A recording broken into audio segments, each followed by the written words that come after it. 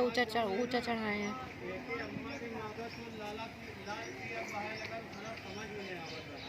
बहुत बड़ी बड़ी मशीनें होती है समझे शेवी भाई, जो सिटी के पानी को पंप करके इसमें डालती हैं।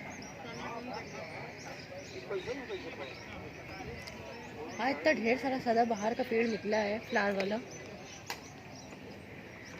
तोड़ लो। ना तोड़ेंगे, डूब जाएगा, क्या फायदा।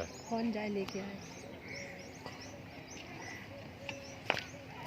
यहाँ नहीं चले जाओ सड़क के अंदर।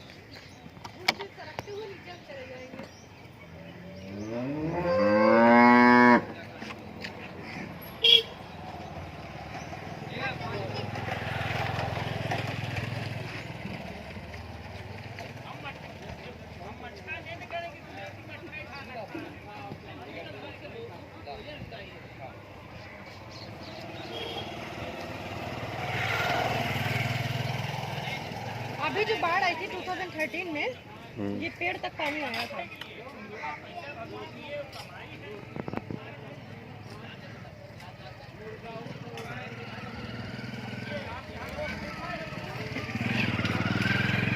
हो सकता है लाइट